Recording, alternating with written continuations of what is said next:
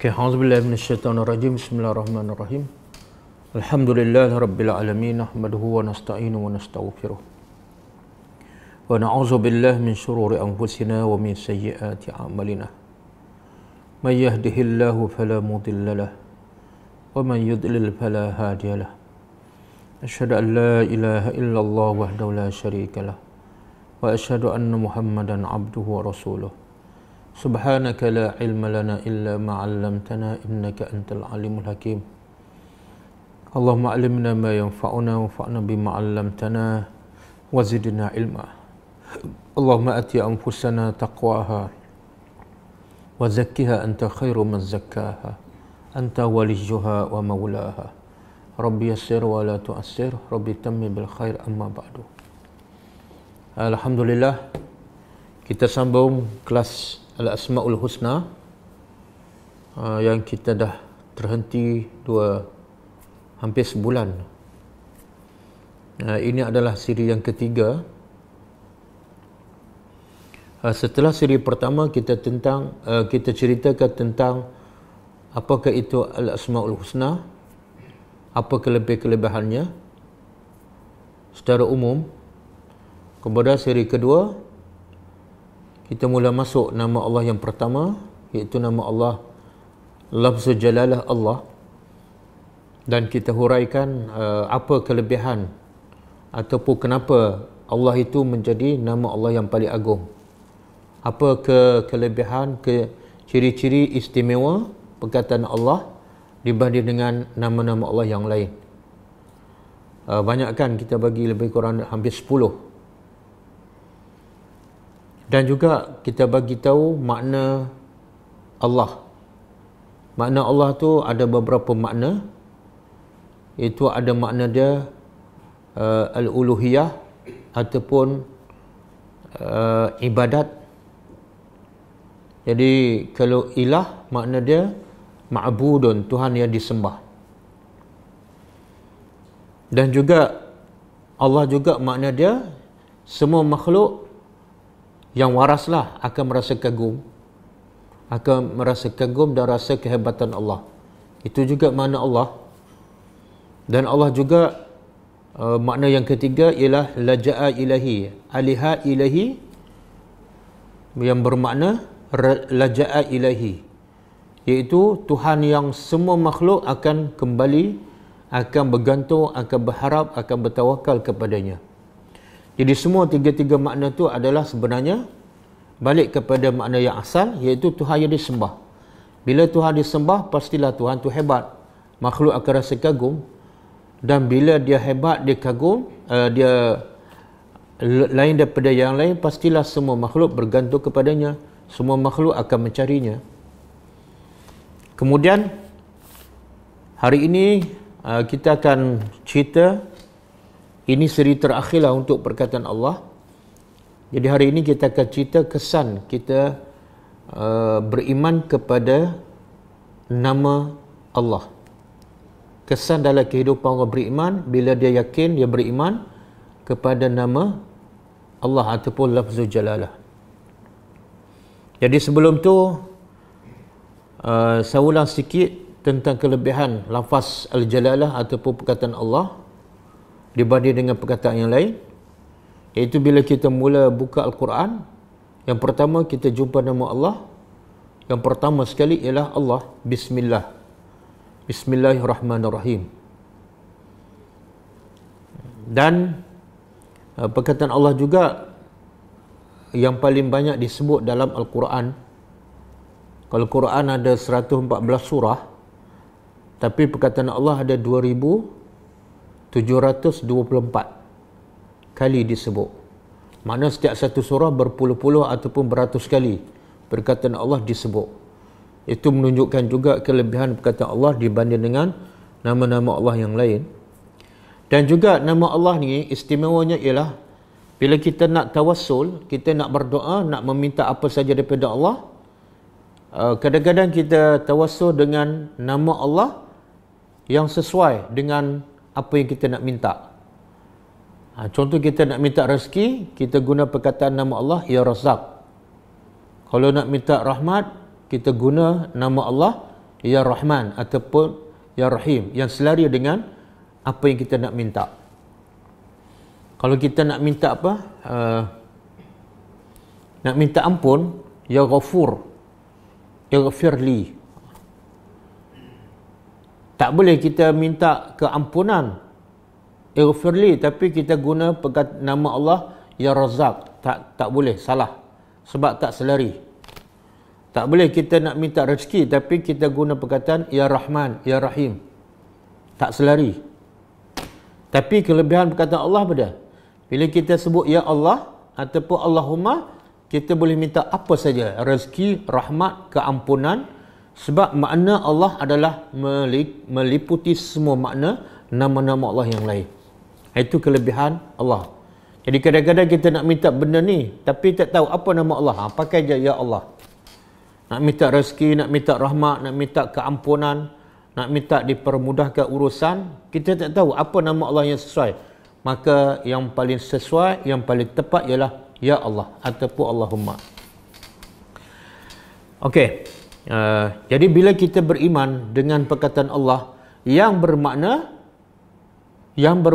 ma'bud, Tuhan yang disembah. Tuhan yang disembah. Kenapa dia saja yang layak disembah?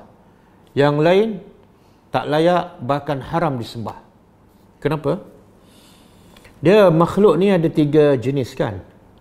Makhluk ada 3 jenis. Pertama, makhluk yang telah mati. Di mana ni? Yang dalam kubur. Yang kedua, makhluk yang hidup dan bakal mati. Siapa? Kitalah. Yang ketiga, makhluk yang daripada asal lagi memang mati. Seperti apa? Seperti tumbuh-tumbuhan.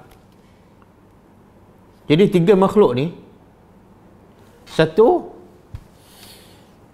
yang dah mati, manusia ke. Yang kedua, makhluk yang bakal mati, manusia ke, jin ke. Yang ketiga, makhluk yang dah mati. Jadi antara 3 ni, yang mana satu layak disembah?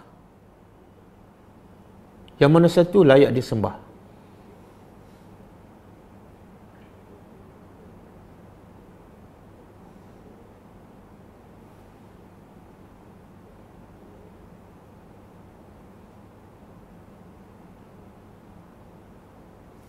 Yang mana satu layak disembah? Jawapannya ialah 3-3 tak layak disembah. Kenapa? Kalau makhluk yang dah mati tak layak disembah sebab dia dah mati pun dia tak boleh buat apa-apa. Kita nak sembah mestilah yang memberi faedah, manfaat kepada kita. Kalau dia dah mati tak boleh. Jadi tak layak disembah. Okey, yang kedua, makhluk yang bakal mati macam kita pun tak layak disembah. Kenapa? Sebab sekejap lagi dia akan mati. Jadi kenapa nak sembah yang akan mati? Tak masuk akal. Menunjukkan dia lemah. Yang ketiga, makhluk yang memang daripada asal lagi mati. Pokok, matahari. Jadi pun tak layak sembah sebab mati. Habis siapa yang layak disembah? Yang tidak ada 3 sifat ni.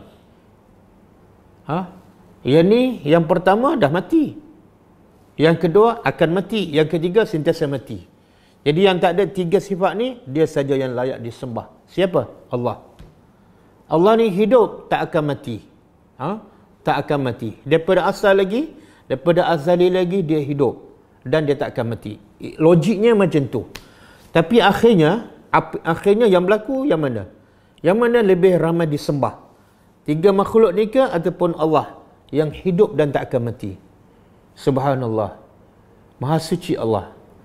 Akhirnya Tuhan yang tak akan sentiasa hidup dan tak akan mati, akhirnya sedikit sekali dia sembah. Walaupun dia hidup dan tak akan mati. Yang ramainya ialah sembah apa? Manusia. Yang satu hari akan mati. Ataupun ada yang pergi sembah kubur. Manusia yang dah mati. Syekh lah, macam-macam lah ulama.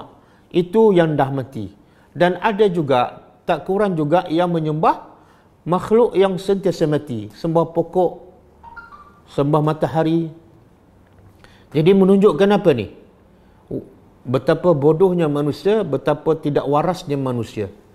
Sebab dia sembah yang akan mati, yang telah mati, yang sentiasa mati. Yang sepatut disembah ialah yang sentiasa hidup dan tak mati. Cuba buka surah Al-Furqan ayat 58. Cuba buka surah Al-Furqan ayat 58.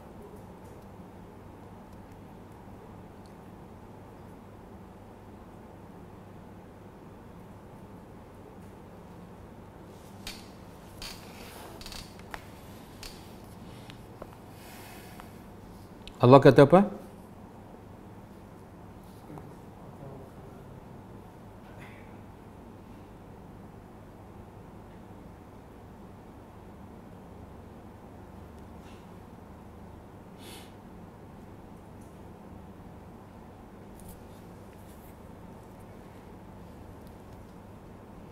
Wa tawakkal, auzubillahi minasyaitonir rajim.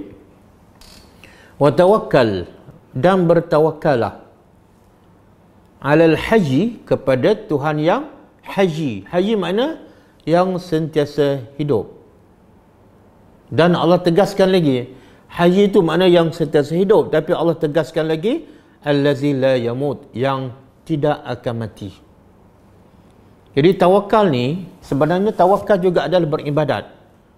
Bila kita yakin Allah adalah Tuhan yang disembah, maka bukan setakat kita solat kepadanya, bukan setakat kita puasa padanya, tapi kita juga takut hanya kepadanya, kita bertawakal, berserah hanya kepadanya. Sebab apa? Sebab Allah sebut sebab. Kenapa kena tawakal pada dia? Kenapa kena sembah dia saja? Sebab dia Al-Hayyu, yang maha hidup, dan Allazi la yamut, yang tak akan mati. Jadi kalau manusia waras, dia tak akan sembah nafsu, dia tak akan sembah manusia, dia tak akan sembah pokok, dia tak akan sembah selain daripada Allah. Kalau waras. Bila sembah selain daripada Allah, memang manusia dah tak waras. Okey. Jadi sekarang, kalau kita sembah Allah, berdasarkan perkataan Allah, kita kenal Allah,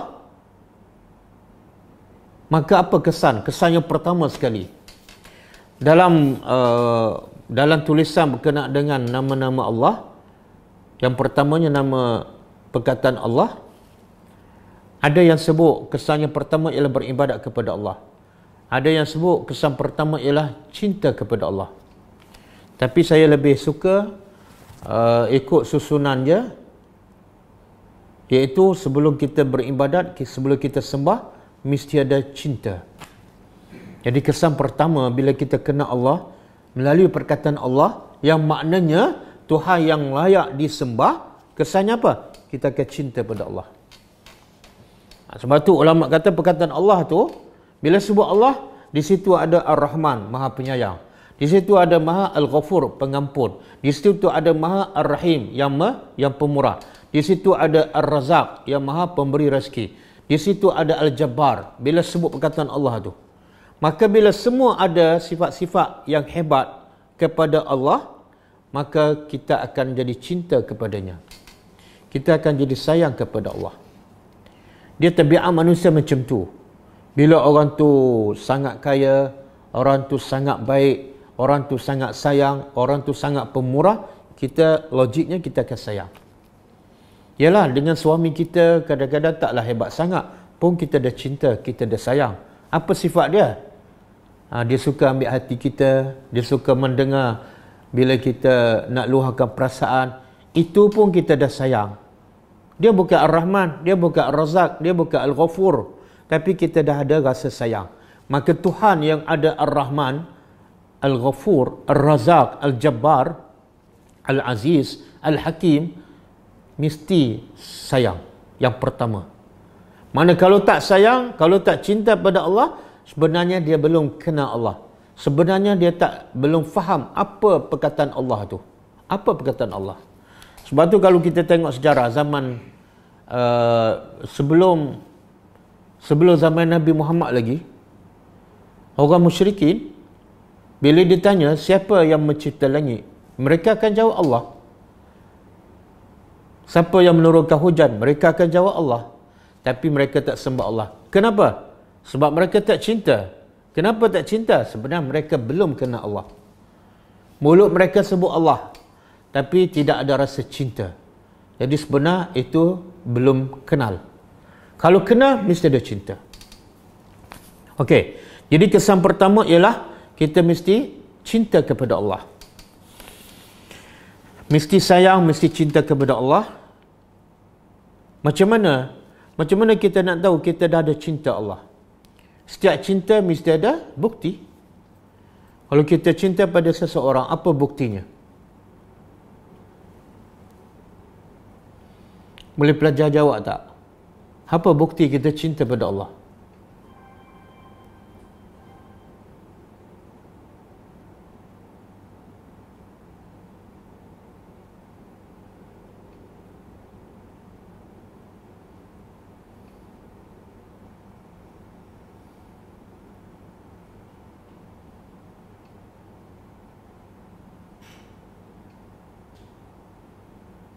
Cucuk sanggul.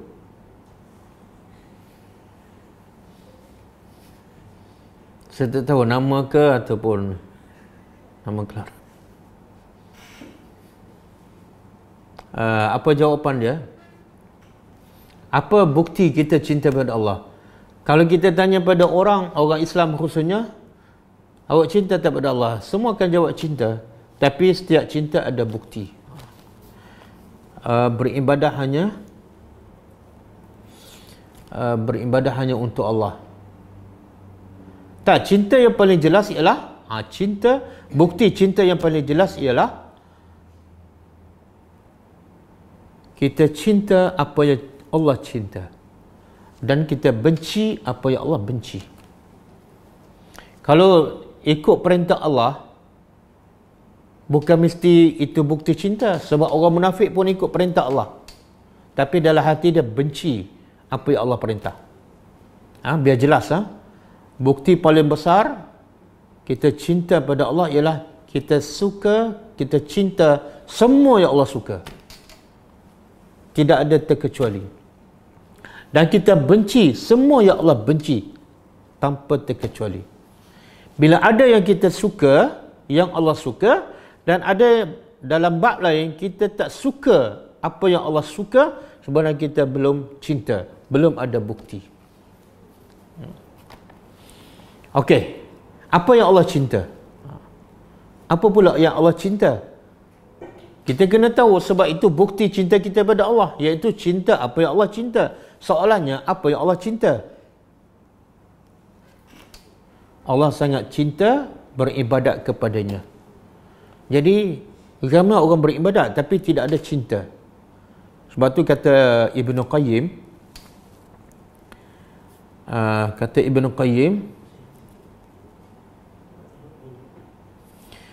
fa innal ilah huwa alladhi ya'lahu al-ibad hubban wa zullan wa khawfan wa raja'an wa ta'ziman wa ta'atan lahu. Maksudnya, sesungguhnya ilah ataupun Tuhan yang disembah ialah Tuhan yang hamba-hamba sembahnya hubban, kerana cinta, bukan semata-mata sembah. Ramai yang sembah Allah tidak ada rasa cinta. Satu, hubban. Yang kedua, zullan. Zullan makna rasa tunduk dan patuh, rasa rendah diri. Ada orang sembah Allah tapi sombong, tak nak duduk sebelah orang miskin. Kalau pergi haji ke pergi umrah, tak nak duduk tempat biasa-biasa. Itu bukan cinta. Itu bukan cinta Allah, itu cinta nafsu. Dari pertama, syarat cinta pada Allah, syarat sembah Allah ialah mesti ada cinta. Yang kedua, zullan, rasa rendah diri. Semakin kita cinta pada Allah, semakin kita rasa kita rendah, kita kecil, kita kerdil. Yang ketiga, khaufan, iaitu kita sembah Allah dalam keadaan kita takut padanya. Takut amalan tak diterima, takut azabnya, takut nerakanya. Yang keempat, rajaan. Kita sembah dia dengan penuh raja, harapan. Mana bukan syok sendiri. Bila solat tu, kita walaupun dah habis solat, kita rasa macam okey je, tak ada rasa okey. Dia kena ada rasa harap solat aku diterima oleh Allah. Bila kita mengharap, mana kita akan bergantung pada Allah. Dan yang keempat, yang kelima, ta'ziman. Ada rasa kebesaran Allah. Bila kita beribadat kepadanya, kita rasa, sebab apa aku sembah Allah? Bukan sebab masuk waktu, tapi sebab diperintah oleh Tuhan yang sangat hebat. Bukan masuk waktu je kita pun salat. Kenapa salat? Sebab dah masuk waktu? Bukan. Tak, sebab perintah Allah yang maha hebat. Sebab itulah orang yang solat lambat ni, dia tidak ada rasa kebesaran Allah. Orang yang solat lambat ni, dia beribadat tapi tidak ada rasa cinta. Macam mana dia cinta pada Allah kalau dia lewat jumpa Tuhan? Macam mana dia rasa kebesaran Allah kalau dia melewatkan urusan dengan Allah? Jadi cinta dia, ibadat dia tidak lengkap. Berapa semua tadi syarat beribadat? Satu, mesti ada rasa cinta kepada Allah. Yang kedua, rasa rendah diri. Yang ketiga, sentiasa takut. Yang keempat, sentiasa harap keampunan Allah, harap rahmat Allah, harap amalan diterima. Dan yang kelima, rasa kebesaran Allah.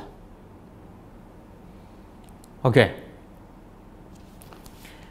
Jadi sekarang kita nak cinta Allah, dan bukti cinta Allah kena cinta apa yang Allah cinta. Soalan seterusnya, apa yang Allah cinta? Allah cinta beribadat kepadanya. Jadi kita kena cinta solat. Solat tu kena jadi satu benda yang sangat-sangat kita suka, baru kita kenal Allah. Barulah kita cinta Allah. Kalau solat kita laksanakan dalam keadaan rasa berat, terbeban, bukan cinta. Itu bukan bukti cinta. Macam kita cinta pada suami, tapi bila suami suruh buat kopi, bang boleh tak buat sendiri? Dia suruh suami buat, tapi mulut dia I love you. Sebenarnya dia tak cinta. Kalau orang cinta pada suami, sebelum suami suruh, dia tahu dia suami nak kopi, terus dia buat. Itu cinta. Tapi kalau dah suruh pun lambat lagi sekejap, itu sebenarnya tidak ada cinta. Boleh? Ini kesan yang paling besar, yang paling utama daripada perkataan Allah. Kalau kita kenal Allah melalui perkataan Allah, hasil pertama ialah cinta. Masa tu kita tidak ada apa dalam hati kita melainkan Allah. Okey? Jadi kita cinta amal soleh. Kita cinta beribadat pada Allah. Dan kita cinta amalan-amalan sunat. Kenapa? Sebab Allah cinta amalan sunat. Allah cinta amalan sunat. Bila kita tak cinta amalan sunat, sebenarnya kita belum ada bukti cinta pada Allah.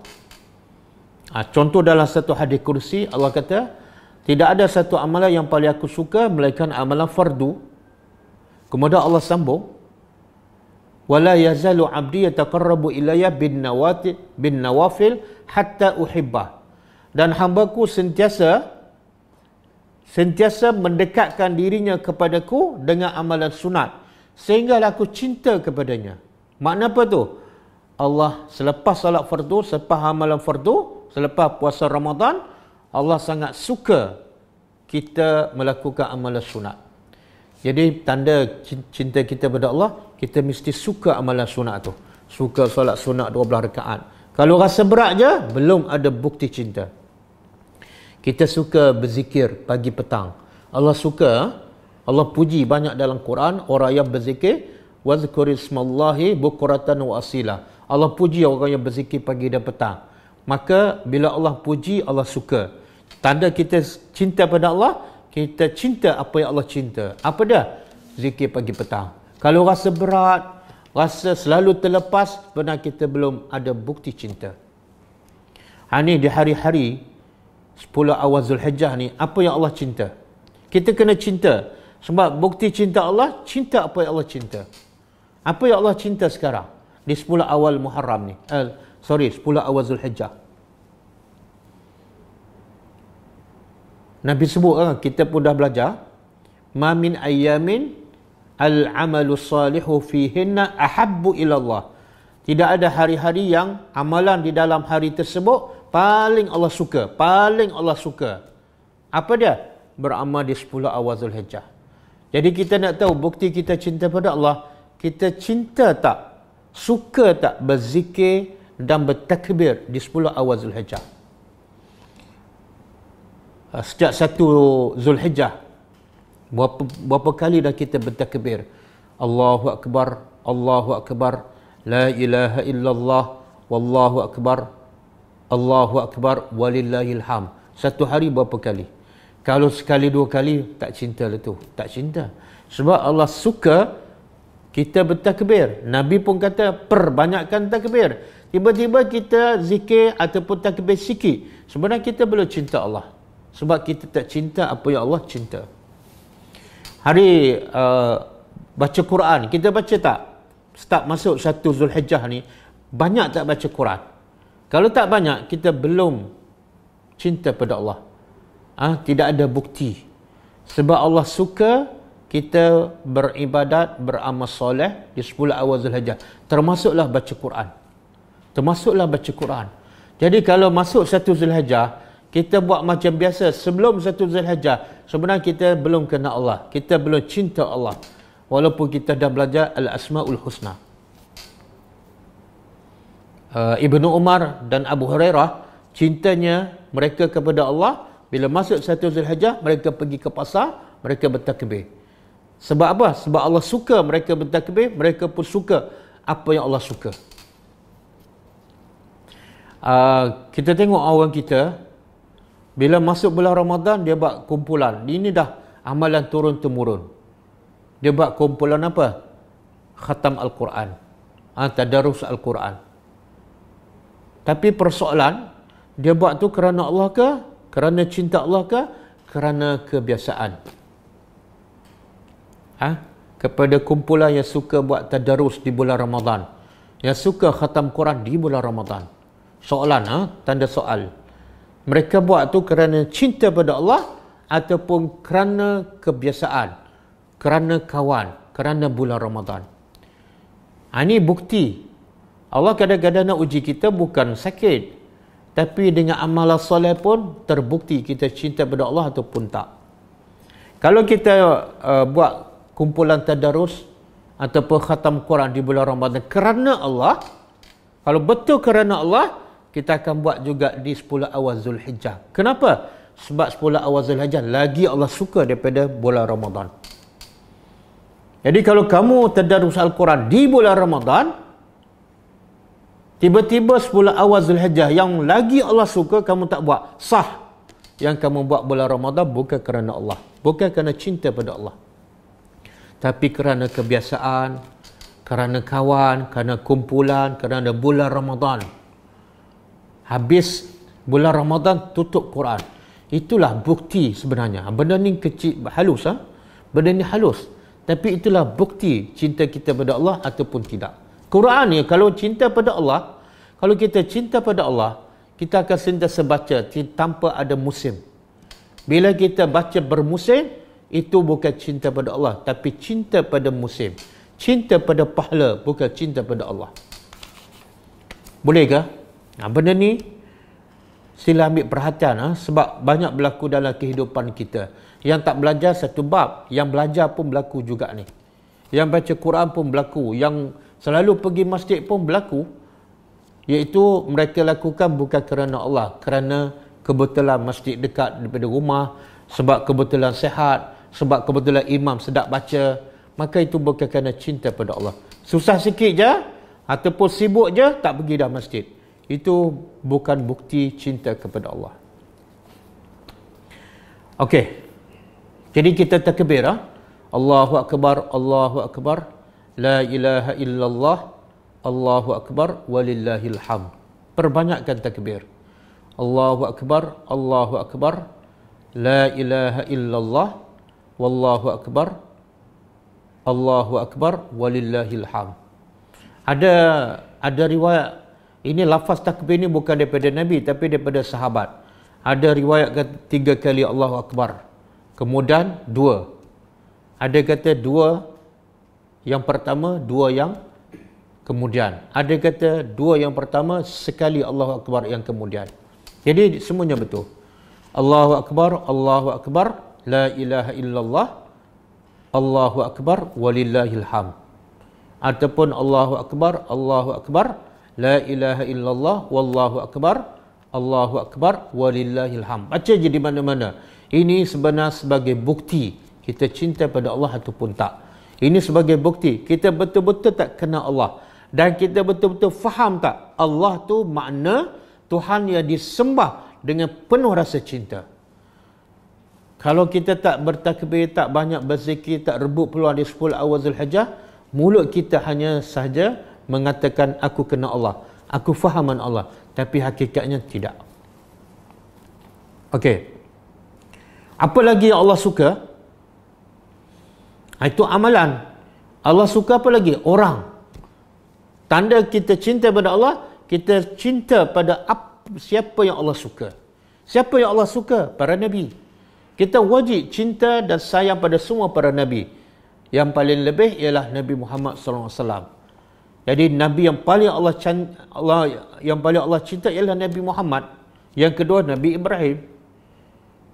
Nabi kata dalam satu hadis, Allah menjadikan aku sebagai khalil, kekasihnya, sebagaimana Allah menjadikan Nabi Ibrahim sebagai khalil. Jadi kita wajib cinta pada Nabi sebab Allah cinta pada Nabi. Okey. Apa pula bukti kita cinta pada Nabi? Apa pula bukti kita cinta pada Nabi sebab Allah pun cinta pada Nabi? Buktinya ialah fattabi'uni. Ya Allah, ramai yang mendakwa dia cinta Allah tapi dia tak cinta pada Nabi. Walaupun mulutnya kata cinta. Apa bukti? Dia tak beramal dengan sunnah Nabi. Cek daripada pagi sampai petang dia tak amal zikir yang Nabi ajar. Dia tak amal doa yang Nabi ajar. Yang dia amalkan ialah doa zikir yang Tok Guru dia ajar. Maka dia sebenarnya tidak cinta pada Allah, tidak cinta pada Nabi. Dia cinta gurunya lebih daripada cinta Allah dan Rasul. Menguap, tak tutup mulut. Dia tak cinta Nabi, tak cinta Allah. Masuk keluar rumah, tak baca doa. Pakai baju, tak baca doa. Bila bersin, tak sebut doa, tak baca doa sampai habis. Bila hujan, tak baca doa. Bila petir, tak baca doa. Sebenarnya itulah, walaupun nampak kecil, tapi itulah bukti-bukti bahawa kita tidak cinta kepada Allah.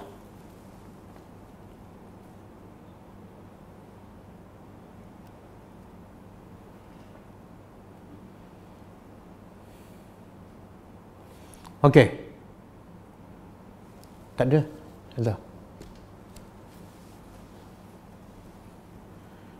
Okey, apa lagi bukti kita cinta pada Allah? Ini kesan pertama, iaitu kita benci apa yang Allah benci dan kita suka apa yang kita benci apa yang Allah benci. Apa dia yang Allah benci? Ada yang Allah benci amalan. Ada yang Allah benci orang. Wajib kita benci. Jadi kita nak tahu amalan apa yang Allah benci supaya kita juga benci. Kita kena belajar. Apa dia amalan yang paling Allah benci? Syirik kepada Allah. Syirik kepada Allah. Benda yang paling Allah benci ialah syirik pada Allah. Berapa ramai yang beribadat tapi masih mensyirikkan Allah. Jumpa bomo, percaya pada bomo pakai tangkal, kan?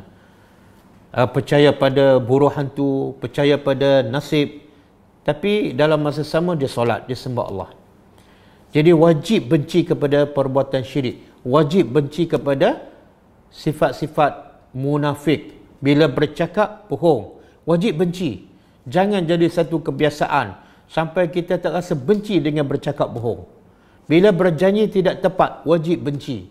Bila pegang, diberi amanah, dia khianat. Dia sangat benci mengkhianati amanah. Itu tanda dia benci apa yang Allah benci. Dan itulah bukti dia cinta kepada Allah. Apalagi benci perbuatan membazir. Allah benci. Bahkan Allah kata siapa membazir saudara syaitan. Bukti dia cinta pada Allah, dia benci pembaziran. Masa berwuduk, masa mandi, masa makan, masa membeli, dia pastikan dia tak akan membazir. Sebab apa? Dia benci sangat dengan pembaziran. Kenapa? Sebab Allah benci. Jadi nak tengok cinta ada bukti.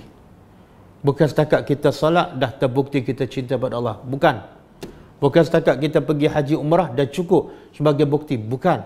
Masih jauh lagi. Banyak yang Allah benci, kita kena benci. Banyak yang Allah cinta, yang kita belum cinta sepenuhnya. Buka aurat. Maaf saya cakapkan. Buka aurat, Allah benci tak? Ya. maka kita kena benci orang yang buka aurat. Perbuatan dia yang membuka aurat tu. Kalau anak kita buka aurat, kita kena benci dengan perbuatan dia, bukan benci anak. Kalau anak kita solat lambat, kita kena benci dengan perbuatan dia. Apa bukti kita benci?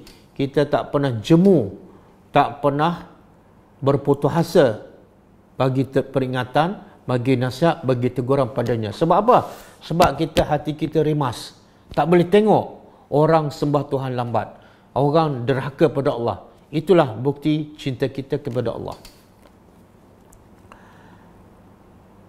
Allah tidak suka boros, maka wajib kita benci boros. Beli barang sampai membazir, beli barang yang melampau, mahalnya melampau. Beli beg tangan sampai 5,000, kan? Beli beg tangan sampai 10,000. Kena benci sebab Allah benci. Yang lepas. Tapi akan datang, jangan buat lagi benda yang Allah benci. Nabi sebut dalam satu hadis, Allah benci 3 perkara. Pertama, suka berkata begitu, berkata begini. Allah benci. Maka kita kena benci. Jangan suka bercakap, saya rasa gini, saya rasa begitu. Allah tak suka. Yang kedua, suka banyak bertanya. Banyak bertanya yang bukan dia nak beramal. Kalau bertanya untuk beramal, tak apa. Tapi saja nak tanya-tanya, kebetulan duduk dalam grup tu ada ustaz, dia pun tanya aja. Ustaz pun jawab, tapi dia bukan nak amal pun, saja-saja nak tanya, terlintas je tanya. Jadi Allah benci. Allah benci, ya. Suka bertanya tapi tak nak beramal, ataupun tanya saja nak tanya-tanya, sia-sia, bukan nak beramal. Yang ketiga, Allah benci apa dah? Mengsia-siakan harta. Mengsia-siakan harta. Kadang-kadang dia beli barang tak pakai. Beli makuk pinggang yang dah ada kat rumah tak pakai, beli lagi. Allah benci.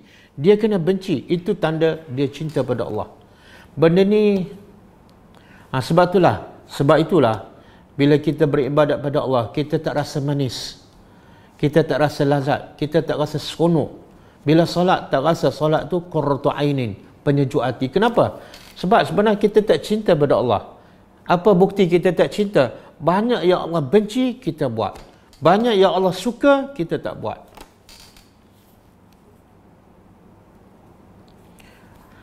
Dan Nabi sebut dalam satu hadis yang kita dah belajar, Nabi kata ada 3 perkara, kan? Kalau seseorang tu ada 3 perkara ni, maka dia akan rasa kemanisan iman. Dia akan rasa seronok beribadat kepada Allah. Dia akan rasa seronok berzikir, kalau boleh tak nak berhenti. Dia akan rasa seronoknya tadabbur Al-Quran, kalau boleh 5-6 jam. Bila tu? Bila ada 3 ni, Nabi kata, iaitu dia cinta pada Allah dan Rasul lebih daripada segala-gala. Ingat, cinta pada Allah dan Rasul mana? Cinta apa yang Allah cinta. Semua yang Allah cinta, dia cinta. Dan dia benci semua yang Allah benci. Baru dia akan rasa kelazatan iman. Kalau sekadar solat, tapi lepas tu buka aurat. Sekadar solat, lepas tu dia membazir. Banyak benda yang dia buat yang Allah tak suka. Dia takkan rasa nikmat kelazatan beribadat kepada Allah Subhanahu wa ta'ala. Okey, termasuklah benci juga ialah benci yang Allah benci ialah benci kepada orang yang Allah benci. Siapa yang Allah benci? Orang kafir. Kita wajib benci. Kalau kita ada rasa suka pada perbuatan kufur dia, maka kita sebenarnya belum kenal Allah. Belum kenal apa makna Allah. Kalau kita betul-betul kenal Allah ialah Tuhan yang disembah, maka antara ciri-cirinya ialah kena benci siapa yang Allah benci. Allah benci perbuatan kufur, kita kena benci. Allah benci orang kafir, kita kena benci. Allah suka orang bertakwa, kita wajib suka. Allah suka orang yang suka berdakwah, kita wajib suka pendakwah. Sebab itulah Nabi ajar pada kita doa, kan? Satu masa Nabi ajar kepada Muaz bin Jabal. Nabi ajar pada Muaz bin Jabal satu doa.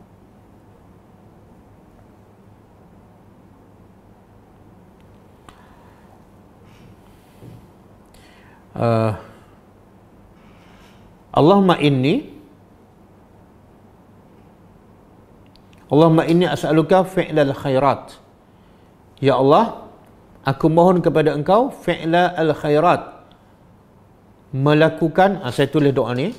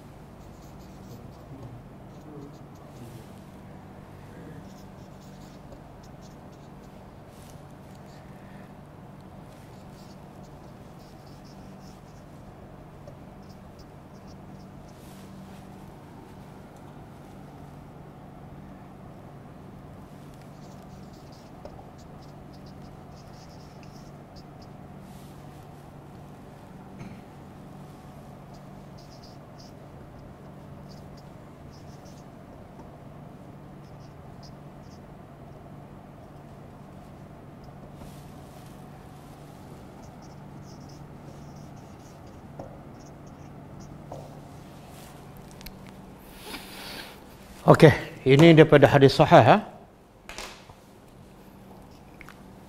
Cuba tengok. Agak panjang tapi sangat penting. Doa ni agak panjang tapi sangat penting. Jadi bagi masa untuk hafal dan amalkan. Saya terjemah, Allahumma inni, ya Allah, inni sesungguhnya aku as'aluka.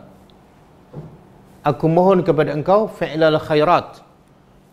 Dapat melakukan kebaikan. Fi'lal khairat, melakukan kebaikan. Ramai yang kita minta rezeki, minta badan sihat, minta umur panjang tapi tak buat kebaikan. Jadi yang paling penting bukan umur panjang, bukan rezeki murah. Yang paling penting kita dapat buat kebaikan. Nak buat kebaikan tak mesti ada duit. Wanita pelacur dia buat kebaikan masuk syurga. Dengan apa? Bukan dengan duit. Bukan, tidak ada kos pun. Dia hanya buat kebaikan bagi minum pada anjing. Jadi kebaikan-kebaikan macam tu tak perlukan duit. Jadi kita minta Allah permudahkan. Jumpa sampah, kutip. Jumpa semua orang, senyum. Aku mohon pada engkau fi'lal khairat. Mudah melakukan kebaikan. Satu. Yang kedua, wa tarkil munkarat. Mudah meninggalkan kemungkaran. Jadi lawan fi'lal khairat ialah tarki al-munkarat. Aku mohon pada engkau supaya dapat tinggal kemungkaran. Pembaziran, buka aurat. Kemudian yang ketiga, wa hubbal masakin. Aku mohon kepada engkau cinta pada orang miskin. Ini bukti cinta pada Allah. Ramai yang tak cinta pada orang miskin. Ramai orang yang tak peduli pada orang miskin. Sebenar itulah tanda dia tidak cinta pada Allah. Sebab tanda cinta pada Allah kena cinta apa yang Allah cinta. Termasuk yang Allah cinta ialah Allah sangat cinta pada orang miskin. Sebab tu siapa yang tak peduli pada orang miskin, Allah bagi amaran keras. Banyak dalam Quran Allah sebut, siapa tak bagi makan orang miskin, penyebab dia masuk neraka. Allah kata siapa tak peduli pada orang miskin, dia adalah yukazzibu bidin, pendusta agama. Mereka tidak mulia. Jadi bukan setakat wajib cinta orang miskin. Sebaik-baiknya kita berdoa, ya Allah, jadilah aku ni suka dan cinta pada orang miskin. Suka nak cari orang miskin, nak bantu. Berapa ramai yang solat, pergi haji, pergi umrah, tapi tak fikir pun nak cari orang miskin. Mana sebenarnya dia tak cinta pada Allah. Sebab tak cinta apa yang Allah cinta. Kemudian yang keempat, wa antaghfirali, ampunlah dosaku. Tengok minta ampun ni setelah buat benda-benda ni ya. Setelah buat kebaikan, kemudian tinggal kemungkaran, cinta orang miskin, minta ampun. Minta ampun. Kemudian watarhamani, minta rahmat, ya Allah rahmati aku. Kemudian wa iza aradta fitnata qaumin, apabila engkau hendak memfitnah ataupun menurunkan musibah kepada sesuatu kaum sehingga kaum tu jauh daripada agama syirik kepada engkau, maka ketika itu fatawaffani, matikan aku. Matikan aku ghaira maftunin, dalam keadaan aku terhindar daripada fitnah tersebut. Tengok orang beriman bukan nak hidup panjang. Tak. Orang beriman nak jauh daripada fitnah. Fitnah yang paling besar pada syirik kepada Allah. Melakukan maksiat. Salat tak khusyuk. Derhaka pada mak bapak. Jadi orang beriman bukan minta panjang umur. Tapi kalau panjang umur menjadi fitnah kepadanya, dia minta, ya Allah matilah aku. Dalam keadaan aku terhindar daripada fitnah. Kemudian doa yang bawah ni saya pernah bagi ya, tapi yang saya bagi berasingan. Yang ni bergabung dengan doa di atas. As'aluka, aku mohon kepada engkau hubbaka, cinta engkau. Jadi tajuk kita apa dia ni? Allah. Apa makna Allah? Iaitu ma'bud, Tuhan yang disembah. Kenapa dia layak disembah? Sebab dia penyayang, dia pemberi rezeki, dia penjaga kita, dia pencipta kita. Maka wajib aku cinta pada engkau. Dan kadang-kadang rasa cinta pada dunia mengatasi cinta pada engkau. Maka aku mohon pada engkau, as'aluka hubbaka. Aku mohon pada engkau supaya sentiasa cinta pada engkau. Satu. Yang kedua, wa hubba man yuhibbak. Wa hubba man yuhibbuk. Aku mohon supaya dapat cinta kepada orang yang engkau cinta. Engkau cinta orang bertakwa, aku pun kena cinta. Engkau cinta orang muhsinin, aku kena cinta muhsinin. Engkau cinta para nabi, orang yang soleh, aku pun kena cinta. Dan yang ketiga, wa hubba amal, dan aku mohon supaya cinta kepada amalan yang mendekatkan aku kepada cinta engkau. Apa saja amalan yang membawa aku semakin cinta pada engkau, semakin dekat, jadilah aku cinta amalan tersebut.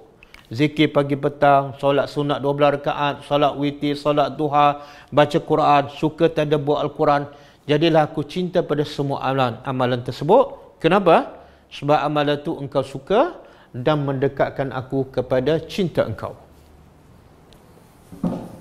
Okey. Itu kesan pertama daripada kita kenal Allah melalui namanya Allah ataupun lafzul jalalah. Kesan yang kedua,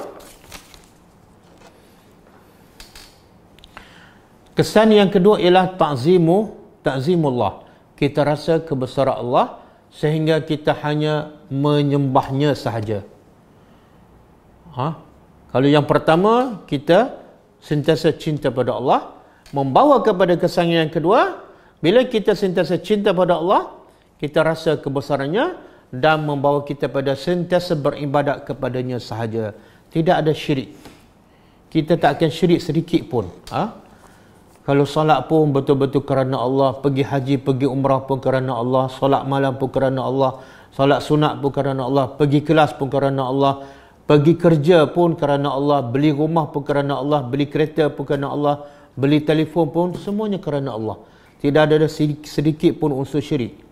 Sebab syirik ni Allah bagi amaran keras. Siapa ada unsur syirik sikit je, semua amalan dia terbatal. Semua amalannya terbatal. Allah bagi amaran kepada Nabi sendiri. Allah sebut dalam surah apa ni?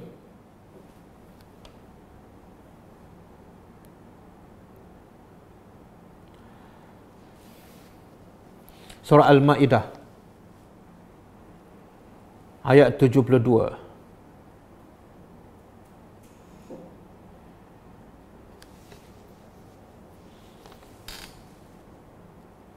Surah Al-Ma'idah ayat 72, Allah kata apa? Innahu man yusyrik billah, sesungguhnya siapa yang menyyirik kepada Allah, faqad harramallahu alaihi al-jannah, Allah telah mengharamkan ke atasnya syurga. Jadi syirik kadang-kadang sikit je haram masuk syurga. Apa makna haram? Makna dia akan kekal dalam neraka dan mustahil dia akan masuk syurga. Apa jenayah dia? Sebab mensyirikkan Allah. Kemudian Allah kata wa ma'wahun nar, tempat kembalinya adalah neraka, wa ma lizzalimin min ansar, dan tiada ada bagi orang yang zalim daripada penolong pun. Bila masuk neraka dan kekal, tak ada siapa yang boleh menolong mereka. Itu surah Al-Ma'idah ayat 72. Dan Allah bagi amaran khas kepada Nabi. Surah Az-Zumar ayat 65. Surah Az-Zumar ayat 65.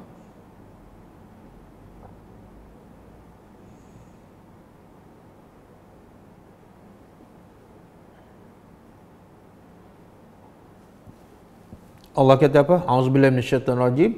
Wa laqad uhiya ilaika wa ilal ladzina min qablika la in asyrakta la yahbatanna 'amaluka wa la takuna minal khasirin. Maksud dia, dan demi Allah, pasti sesungguhnya telah diwahyukan kepada engkau wahai Muhammad dan kepada orang yang sebelum engkau. Apa yang diwahyukan kepada engkau dan nabi-nabi sebelum engkau? Apa dia? Sama je kepada engkau dan kepada para nabi rasul sebelum engkau, sama je mesej. Apa dia? La in asyrakta, sekiranya engkau mensyirikkan Allah. Ini Allah bagi amaran pada nabi, walaupun nabi tak mungkin syirik, tapi amaran pada nabi sebenarnya amaran kepada umatnya. Sekiranya engkau mensyirik kepada Allah, la yahbatanna amaluka, semua amalan engkau sia-sia, wala takunanna minal khasirin, dan pasti engkau menjadi orang yang rugi. Jadi kesan kita kenal Allah melalui perkataan lafaz al-jalalah, iaitu Allah, ialah kita akan rasa kebesaran Allah, kita akan hanya sembah Allah, dan kita tak mungkin mensyirikkan Allah walaupun sedikit. Termasuklah kadang-kadang bila kita bersedekah kan. Sedekah, kalau kita rasa sedekah kerana Allah yang maha hebat, Allah yang hanya dia saja berhak disembah, kita tidak akan ada unsur syirik ataupun riak. Diriwayatkan Aisyah radhiyallahu anha dengar bagaimana para sahabat bahkan isteri Nabi begitu takut pada riak, begitu takut pada amalan sia-sia. Diceritakan Aisyah, bila dia bersedekah, dia tutup muka dia. Dia tak nak tengok orang yang dia sedekah tu. Kenapa? Sebab bila dia tengok, hati dia akan berkata-kata. Mungkin bila tengok dia ni kenapa minta sedekah, tak patut. Dia tak nak tengok. Kemudian bila dia bagi sedekah, cepat-cepat dia masuk, dia tutup pintu. Kenapa? Kenapa ni? Dia bagi sedekah, cepat-cepat tutup pintu, dia masuk. Dia tak nak orang tu berdoa kepadanya. Sebab bila dia bersedekah, orang pula berdoa pada dia, dia takut pahala sedekah dia dah habis. Sebab apa? Allah balas kat dunia dengan doa kawan tu. Tengok begitu sekali sahabat termasuk isteri Nabi begitu takut amalannya sia-sia. Bila tu? Bila ada unsur syirik, bila ada unsur riak, dan bila ada unsur mengharapkan ganjaran daripada manusia, termasuk mengharapkan doa. Saya nak ulang yang sebelum ni saya selalu sebut. Kebiasaan orang kita bila bagi duit, bila bersedekah, di hujung tu dia minta apa? Tolong doa untuk saya. Bila dia minta tolong doa untuk saya, makna dia belum kenal Allah. Dia belum kenal perkataan Allah tu. Kalau kamu betul-betul kenal Allah ialah Tuhan yang hanya dia layak disembah, dia memiliki segala-gala, maka kamu tak akan mengharap doa daripada makhluk. Tapi sebab kamu tak kenal Allah, kamu tak rasa kehebatan Allah, kamu masih mengharap doa daripada orang. Batu kata Syekhul Islam Ibn Taymiyah, bila kita bagi doa, bila kita bersedekah dan kita mengharapkan doa, sebenarnya itulah adalah bentuk balasan yang kita harap daripada manusia, yang kemungkinan kita tak akan dapat balasan di sisi Allah Subhanahu wa ta'ala. Sebagaimana Allah sebut dalam surah Al-Insan, Allah sebut sifat al-abrar. Sifat al-abrar, apa dia ciri-ciri al-abrar? Bila kat dunia apa dia? Dia bukan solat banyak, dia bukan pergi umrah banyak, tapi dia banyak bagi makan pada orang miskin. Wa yut'imuna at-ta'am ala hubbihi miskinan wa yatiman wa asira. Dia suka bagi makan pada orang miskin, pada anak yatim, pada tawanan perang. Lepas bagi dia kata apa? Innama nut'imukum liwajhillah. Sesungguhnya kami ni memberi makan pada kamu liwajhillah, kerana Allah betul-betul. Kami yakin kami buat ni kerana Allah. Sebab apa? Allah saja yang berhak disembah, Allah saja yang berhak diibadati. Maka la nuridu minkum jazaan. Kami tak nak daripada kamu jazaan, apa saja bentuk balasan, wala syukura, walaupun ucapan terima kasih. Itu keikhlasan beribadat kepada Allah. Hasil kita betul-betul kenal Allah, yang bermakna Tuhan yang layak disembah, Tuhan yang penyayang, Tuhan yang pemurah, Tuhan yang mencipta, Tuhan yang segala-gala. Akhirnya kita tak harap langsung balasan daripada manusia. Sebab tu Aisyah bila bagi terus tutup pintu. Sebab apa? Tak nak orang berdoa, tak nak orang kata syukuran, terima kasih. Sebab itu bentuk-bentuk balasan daripada manusia. Begitulah para sahabat yang faham agama, takut amalannya ada unsur-unsur syirik ataupun ada unsur-unsur riak. Okey. Kemudian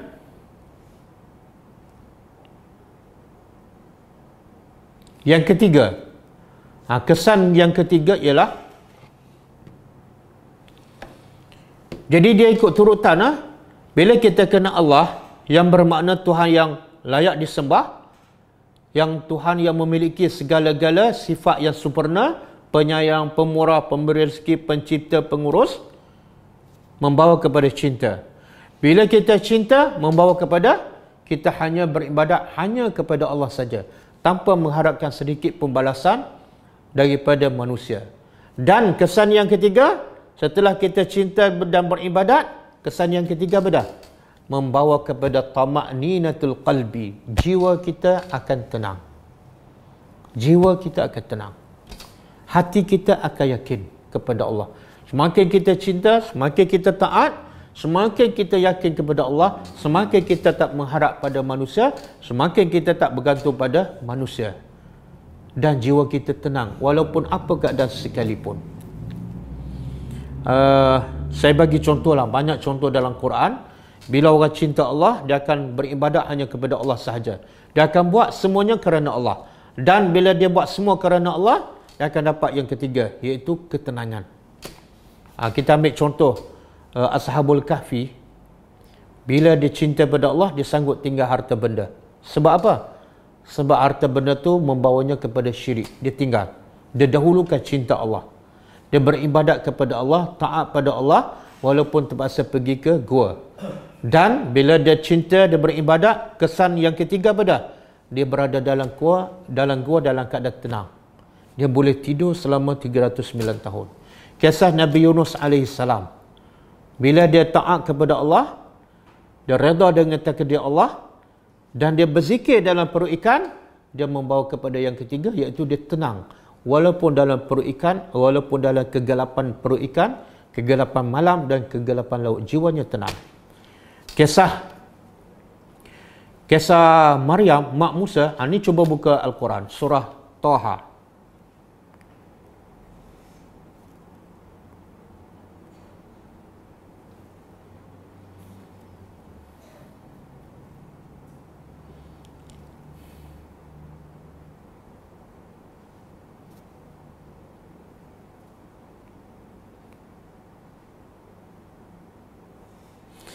Surah Al-Qasas. Surah Al-Qasas ayat yang ke-7.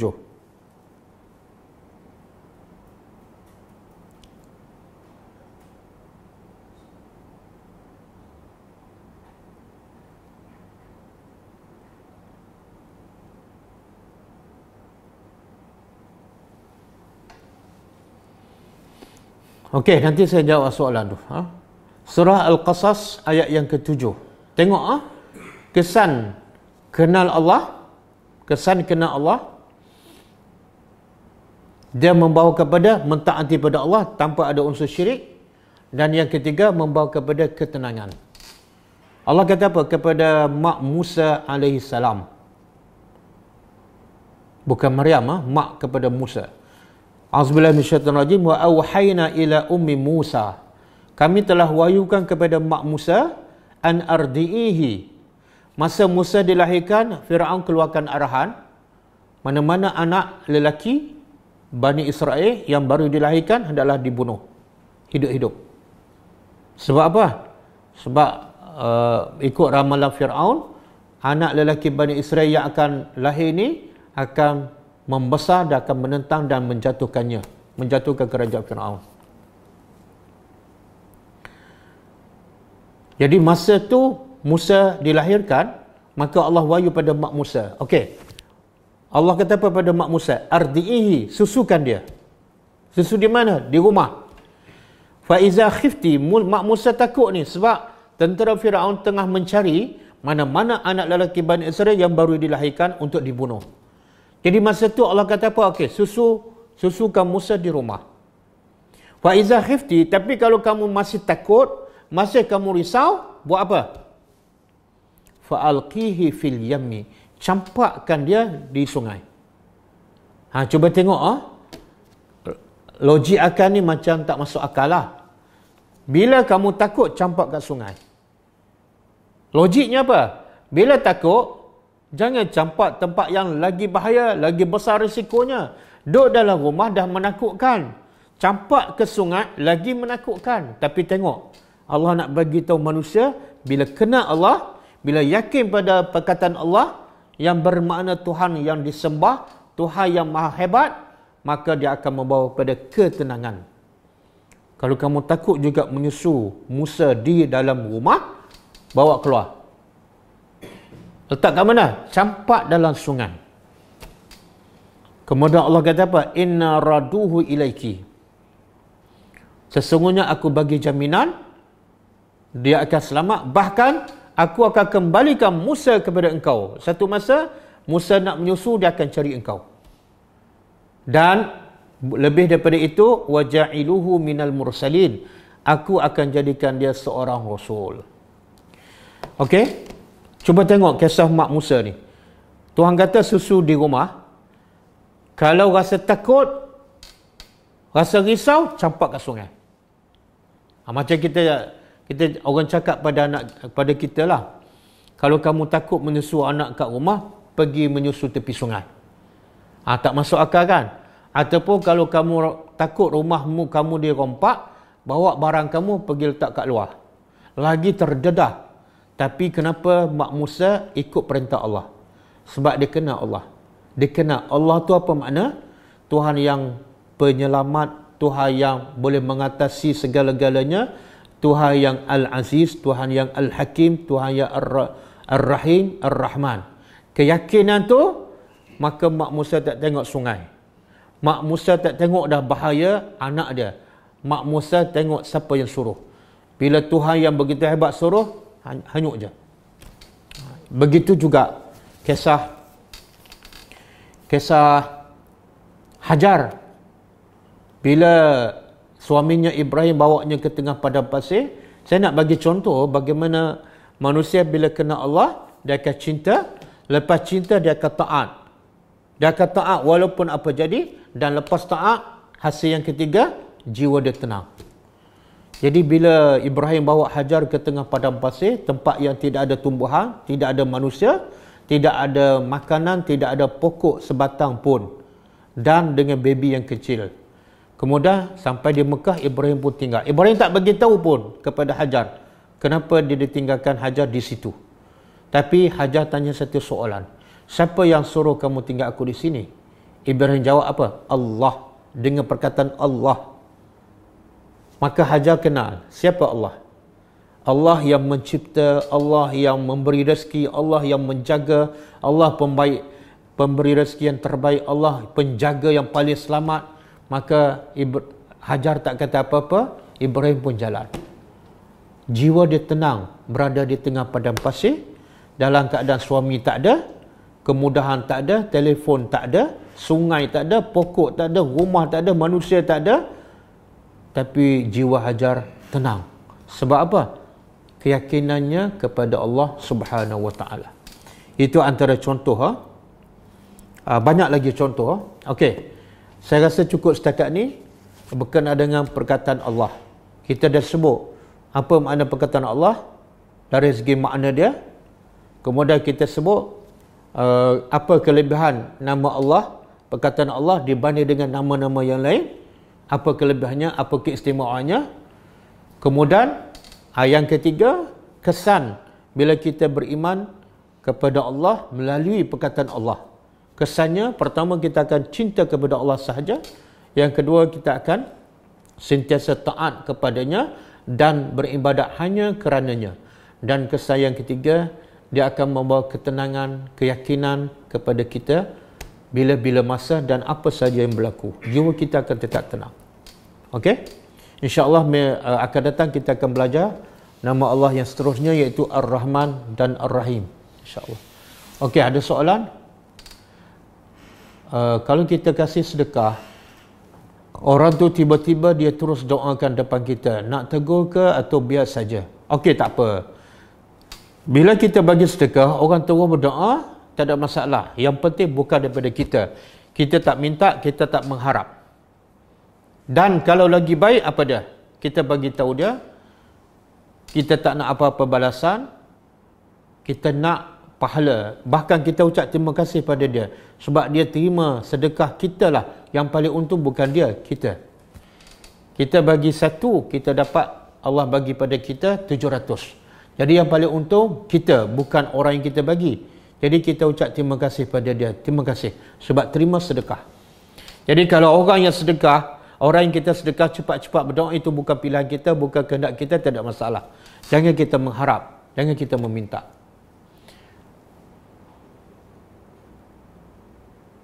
Dan banyak saya nak ingatkan sekali lagi, banyak. Khususnya pelajar-pelajar suka bagi duit pada ustaz, minta doa. Jangan. Ustaz ni duit ni RM50, ustaz tolong doa. Jangan. Itu amalan dah tak bergantung pada Allah. Dia bergantung pada ustaz. Dan juga salah ialah dia mengajar ustaz supaya cari duit melalui berdoa. Jadi ustaz berdoa pun tak ikhlas. Sebab dia beri duit, dia pun semangat nak berdoa. Kalau tak bagi, mungkin dia tak bersemangat. Jangan buat ajaran salah pada ustaz. Dan ustaz pula jangan didikan yang salah kepada pelajar. Okey, pergi minta izin, pergi minta ustaz doa, minta ustaz doa, minta mandi bunga, nak buang sial. Saya kata syirik, tapi orang tu kata tidak, sebab ustaz tu guna ayat Quran. Tak, sial yang paling sial apa dia? Sial yang paling sial ialah syirik kepada Allah. Jadi kalau nak buang syirik, tak payah jumpa ustaz, tak payah jumpa Tok Bomo. Nak buang sial yang paling sial, iaitu syirik pada Allah, ialah dengan kita belajar agama, kita belajar Al-Quran, belajar sunnah Nabi. InsyaAllah sial syirik itu akan keluar satu persatu. Jadi fahaman manusia salah. Sialnya dianggap apa dia? Tak ada masa depan, kerja tak ada, jodoh tak ada. Tak, itu bukan sial. Itu bukan sial. Maryam tak ada suami. Maryam tak ada suami, tapi bukan sial. Bahkan dia melahirkan anak tanpa suami, tapi itu satu kelebihan besar, satu rahmat Allah kepadanya. Berapa banyak ulama yang tak kahwin, berapa banyak yang orang yang hebat kahwin tapi tak dapat anak, berapa banyak orang yang hebat hidup miskin. Bukan sial. Sial ialah bila kita tak beriman kepada Allah. Jadi kalau nak buang sial, tadabburlah Al-Quran satu persatu, belajar dan ikutlah sunnah Nabi satu persatu. Hilanglah sial tu. Okey, dah habis azan? Tak ada dah, hilang. Ana baca apa ni? Watching for connection.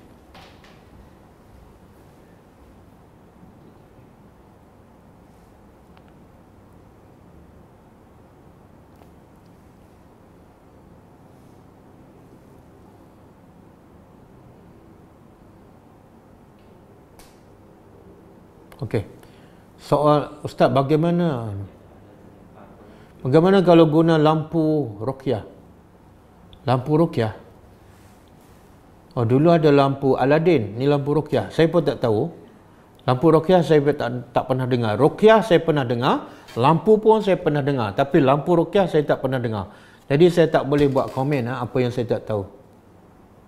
Kena bagi tahu detail apa bentuk rawatan lampu ruqyah ni. Soalan luar tajuk, adakah perlu lebih afdal buka puasa 1 hingga 9 jika ada jemputan kenduri kahwin? Tak, tengok, dua-dua ada kelebihan. Kalau kita puasa 1 hingga 9 ada kelebihannya, tapi bila kita berpuasa dan kawan baik kita jemput makan ataupun kenduri, kalau kita tak pergi, dia kecil hati, dan bila kita pergi dia rasa besar hati, dia seronok, maka itu juga yang terbaik. Sebab antara amalan yang terbaik ialah, Nabi kata apa? Antara amalan yang terbaik ialah menggembirakan kawan. Jadi kadang-kadang kita puasa dan bila kita berbuka, kadang-kadang berbuka yang terbaik. Kadang-kadang kita berbuka tak ada siapa suka pun, tak ada siapa kecil hati pun kalau kita tak berbuka. Maka yang terbaik ialah teruskan puasa.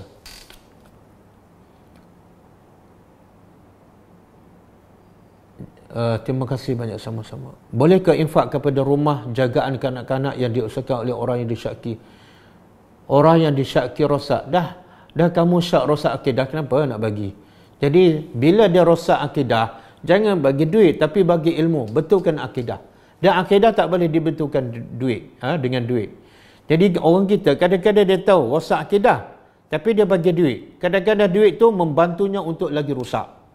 Jadi kalau rosak akidah, bagi ilmu, bukan bagi duit. Wallahu a'lam. Jika kita minta ibu ataupun suami doakan kita, boleh ke ustaz? Dia tak salah, tapi bila kita bergantung doa kepada orang, dah kurang kebergantungan kita kepada Allah. dah kurang cinta ibadat kita pada Allah. Kan kita dah mengaku dalam solat. Kita mengaku dalam solat 17 kali sehari dan mungkin lebih. Apa dia? Iyyaka na'budu wa iyyaka nasta'in. Hanya kepada engkau kami sembah dan hanya kepada engkau kami minta tolong. Cakap 17 kali, dah 20 tahun. Tapi asyik minta doa daripada mak, doa daripada siapa. Jadi saya nak bukan beritahu salah, tapi kurang afdal. Bergantung pada diri kita sendiri, direct pada Allah. Allah kata, ud'uni astajib lakum. Doa terus kepada aku perkenalkan. Okey? Bahagian mak pula. Mak ni dia sebenarnya, kalau dia betul-betul mak lah, dia tak perlu tunggu anak minta doa. Mak ni yang beriman kepada Allah, antara doa paling utama yang selalu sepatut dia sebut ialah doa untuk anak dia. Mak mana yang tak nak anak dia jadi orang yang baik, jadi ahli syurga? Jadi sepatut mak yang beriman, dia tak akan tunggu anak minta, dia akan sentiasa berdoa. Anak yang beriman tak akan minta doa pada mak, dia juga akan berdoa untuk maknya. Itulah keluarga yang beriman. Adakah sekiranya Adakah beza sekiranya kita sedekah makanan kering belum masak berbanding dengan sedekah makanan yang sudah? Tak ada. Beza dia macam ni. Sedekah ni tujuan nak memudahkan orang, nak membantu orang. Jadi mana yang paling mudah untuk dia, itulah yang paling baik. Kalau kita bagi yang dah masak, memudahkan dia dapat makan terus, itu yang terbaik. Tapi kalau kita bagi yang dah masak, dia pula tak suka masakan kita, dia nak, itu tak baik, kita bagi yang mentah.